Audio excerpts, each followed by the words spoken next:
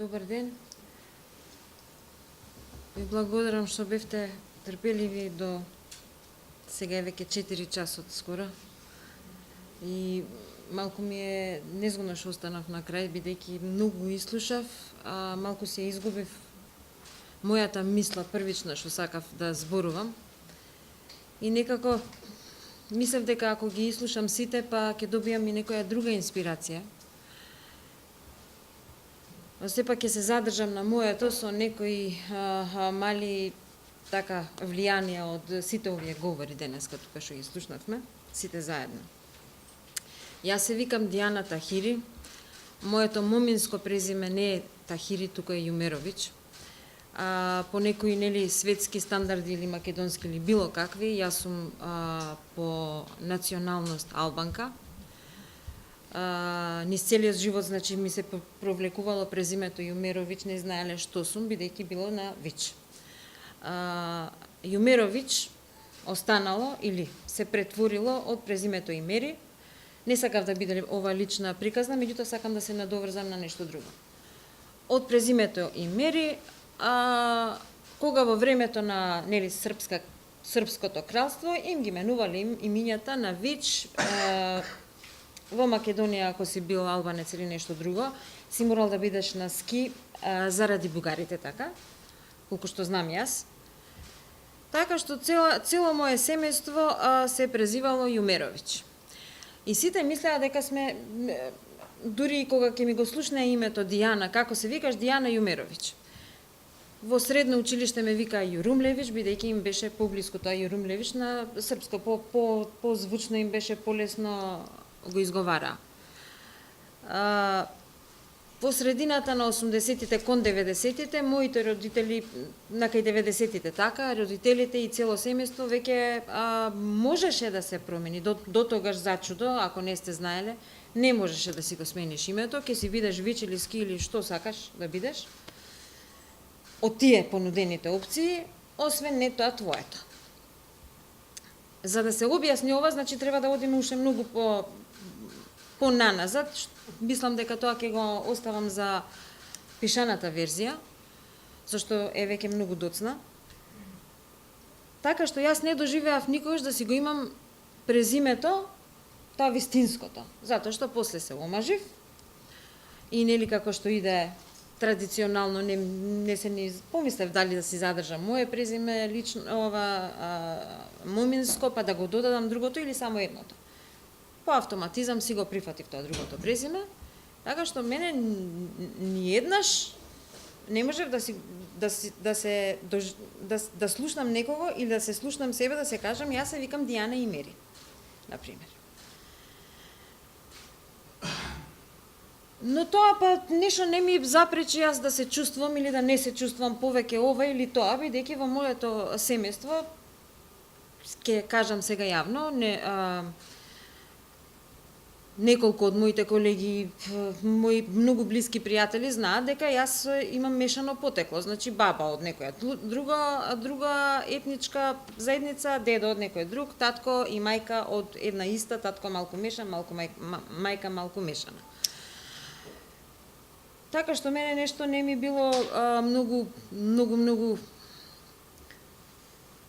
многу не сум се борела за нешто да си го задржам само едниот идентитет.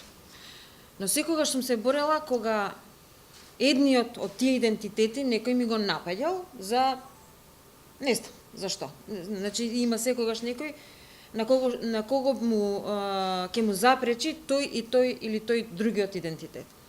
И секогаш кога ќе се најдев на некоја, знаев да си го напаѓам едниот од моите идентитети, дури и денеска и сега во овој момент, а знам и да си го одбранам. Како што си го одбранив, на пример, едниот од идентитетите, најјакиот во моментот што ми е, веќе години и години, албанка, албански идентитет. Си имам сликата, профилната слика на Facebook, пишува јас на англиски, I am not just a minority. Не сум само малцинство. И јас не знам како би се чувствувале македонците доколку Европа би била една држава. Држава не е, нели, една држава. и некој да ве нарекува тамо сите малцинство. Вие да не се чувствувате малцинство, зашто нема зашто да се чувствувате малцинство. Дефинитивно нема зашто. Јас не се чувствувам на малцинство и не сакам некој да ме нарекува малцинство. Што се однесува до едно малку лицемерно гледање на тоа дали ни е важен, дали ни е толку важен идентитетот, јас во моментов ќе се претворам во македонка, и дали ни е толку важен идентитетот или не е, многу македонци велат дека не е па и толку важен, голема работа, ние сме си македонци, секој ќе си отидеме, кога ќе влеземе во Европа, пак ќе си останеме македонци, па и да не викаат голема работа. Меѓутоа пред месец и пол или не знам, во септември, кога господинот Зоран Заев прозборе на македонски јазик, мислам дека кажа дека е за прв пат во Европскиот парламент, цела македонска јавност беше многу израдувана, многу беше го доживеа тој момент многу емотивно, дури и самиот Заев, дури и сите присутни во Европскиот парламент стана и му аплаудира. Сега јас не знам дали му аплаудира зашто проговори на македонски или му аплаудира за тоа што постигна нели тоа и тоа, да испорача нешто што требаше да испорача, да стигне. Вториот момент што мене ме буни и сакам некој да ми објасни, зашто веќе не се сеќавам дали тоа ние, македонците, Македонија, баравме пристап или нели да бидеме членка пристап до или да баравме пристап во Европа и во НАТО, или тоа они нас не повикаа, бидејќи после сите овие барања за испораки за ова она и на крај да кажат дека како беше сега на референдумот. На референдумот, да бидеме искрени, не беше ни толку успешен колку сакаме да си го прикажеме, не беше. Не, меѓутоа странците решија дека тоа е успешен и готово. Ке одиме напред, одиме. И тоа мене ме тера да размислам дека тие некако добро, ние баравме или тие бараат ние да одиме кај нив. И овој дел сакам да ми го објасни како граѓанин на Македонија, на Република Македонија, се уште така? Или уште нешто е сменето, не знам, не сум сигурна. Во теке, да. Да не забораем. Што се однесува до гордоста на имањето или немањето идентитет, јас ќе кажам една мала анегдота, не анегдота, туку вистинска случка со ќерка ми, и тука ќе завршам затоа што веќе е многу доцна. Кога беше малечка, имаше негдека 7-8 години, прво или второ оделение беше, и живеевме тогаш во Топанско поле, се преселивме од Радишани. И доаѓа еден ден од училиште многу вознемирена, дури така заплакана дури. Вели, мама, едно дете во училиште починало на базен. Ги носеле на базен и починало. И беше многу малечка и не знаеше убаво да ми дораскаже што тоа се случило, само што беше многу вознемирена. Кој е дете? Сега ја прашувам, кој е дете, од каде, дали од твој клас, дали е од училиште, дали е од улица што го познаваш, меѓутоа не бев сигурна, на улица не искачаше многу. И вика, не, мами, тоа дете учи во нашето училиште, ама не учи во мојот клас, учи во таму, во тој ходникот малку понатаму, што се, тие не зборуваат како нас. Добро, мами, окей. Кој оделение? Дали се од македонската паралелка? Не, мама, не.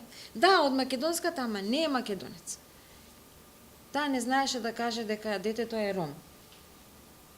Не знаеше да го употреби терминот ром, не знаеше да каже дека е ром, слушнала дека многумина ги викаме цигани, меѓутоа не сакаше тоа да го изговори никако и рече, ама не е како, така малку, има еднице малку поцрни од нас, а некои не се поцрни, дури се и побели, знаеш, слушнала дека сме зборували, меѓутоа не сакаше да го употреби тој збор.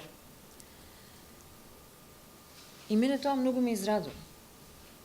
Затоа што детето и ден денеска ми израсна во една жал ми е што во една многу карантиносана околина, средина, дома ја држев повеќе отколку надвор, меѓутоа во мојот дом влегуваа и ќе влегуваат се уште еден широк диапазон на луѓе со различни етнички потекла или идентитетски или било какви. Вториот случај со ќерка ми ќе го кажам уште овој, што ме израдува, докаде сме стигнати, значи докаде е таа стигната во сега веќе има 18 години, кога во Топанско поле кога една од партиите секогаш што е на власт реши да им ги менува училиштата, имињата на училиштата во Чаир, бидејќи нели треба поени да се треба да добијат поени за следните и другите и не знам кои избори. И тие решија дека ќе им ги сменат имињата, им ги сменија фиктивно, нели? И некој дојде кај нас на гости и вели, и таа исто така беше малечка. И вели, ама убаво им ги сменија више имињата. И ќерка ми слуша и вика, ми е гајле мене како се вика школата, кога ја доека да отидам у школа, ако врне дожд се правам до тука со кал. Нека ги направат улиците. Многу ми е гајле. Така кажа. И јас искрено да ви кажам, многу се израдував на тоа, дека имам здраво дете, здраво размислува и навистина би сакала многу деца наши да размислуваат на таков начин. Што се однесува до дали имаме проблем со албанците или имаме проблем со македонците? Не, имаме албанците имат проблем со албанците, македонците имат проблем со македонците. Па потоа дури може да кажеме дали ние имаме заеднички проблем или имаме внатрешен проблем. Инаку, мене во Румунија, во Турција ме викаат румунка, во Египт ме викаат италијанка, во мојата држава никако не ме викаат. Дури ме викаат не личиш ни на ова ни на она, повеќе не личиш на албанка. Секој со својата причина зошто не сака да ми го прифати тој некој идентитет што сум си го одбрала. И многу често со користење или злоупотреба на изборот на мојот идентитет за пополнување на некои точки како што се потребен процент на присуство во таа и таа соба, во на тој и тој настан, на тој и тој роден ден или на таа и таа некоја друга случка. Благодарам.